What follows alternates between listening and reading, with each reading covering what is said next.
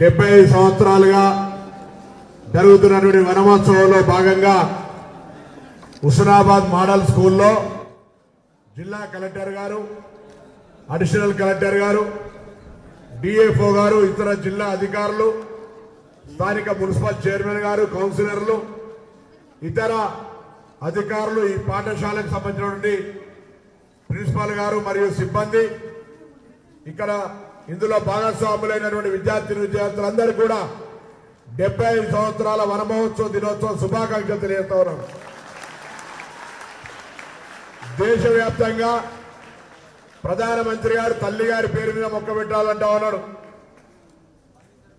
మిగతా చాలా రకాలుగా మంది ఎవరికి ఇష్టమైన పేర్ల మీద వాళ్ళు మొక్కలు నాటండి. ఏది ఏమైనా సరే మన ఇష్టమా, మన వాళ్ళ పేరు మీద ఇష్టంతో, కానీ మొక్క నాటడంతో పాటుగా పెరిగి దాన్ని పెంచడం కూడా బాధ్యత తీసుకొని ఈరోజు మనం అందరం కూడా భాగస్వాములకు కావాలి.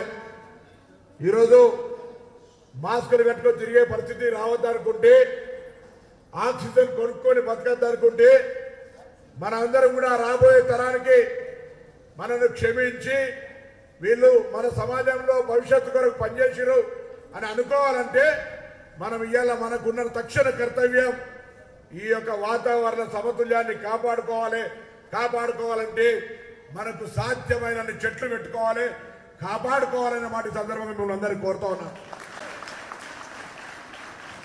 ఇది ఎవరి కోసమో చేస్తున్న పని కాదు. మనం జన్మించినాం, సమాజంలో బాధ్యతగా వ్యవహరించాల్సినటువంటి నేర్చుకునేటువంటి ఈ పాఠశాల నుంచే ఇటువంటి సామాజిక కార్యక్రమాల్లో కూడా భాగస్వామ్యం కావాలి.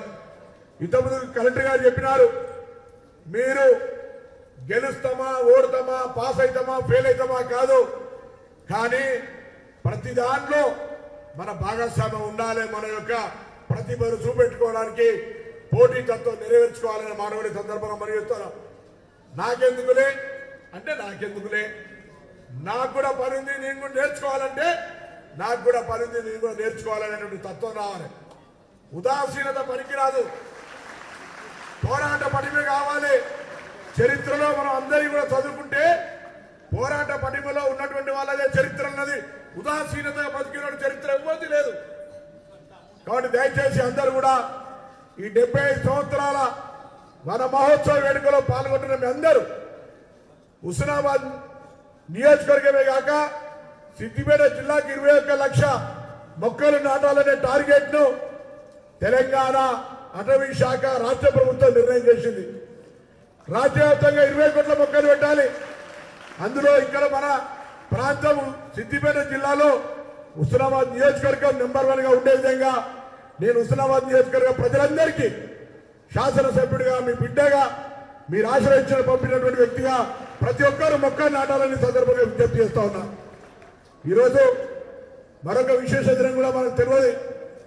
ఇలా జిల్లా కలెక్టర్ గారి జన్మదినం ఒకసారి గట్టిగా అందరు చెప్పండి కొట్టి హ్యాపీ బర్త్డే చెప్పండి. ఇలా వారి జన్మదినంగా వారు ఎట్లయితే మొక్కలు నాటినో ఇలా రోజు మీ తల్లిదండ్రుల జన్మదినం రోజు, పెళ్లి రోజు మొక్క నాటి దాన్ని పెంచే విధంగా బాధ్యత ప్రతిజ్ఞ చేసుకోవాలి. వంటిగానే ఆయారాం గాయారాం తీసుకున్నా మాట్లాడడం కాదు.